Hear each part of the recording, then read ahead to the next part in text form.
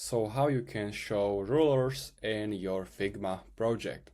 So this is very simple. All you need to do is to just open your Figma project, and once you are here at the top, go to View section, and here you can find rulers. So simply make sure to click this option.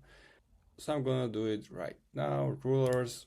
If you want to use shortcut, you can use Shift plus R whenever you are on a Mac or Windows. So Shift and R, like ruler, and here you can see your rulers and how you can use this ruler. So you can, for example, navigate with your mouse cursor to that ruler and simply grab this, and you can let it, for example, here.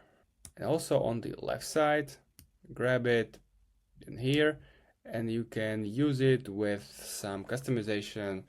Use it as a grid, for example. I'm going to add shape, and you can use it exactly on that line from that ruler. So if you have any questions, leave a comment, and see you next time.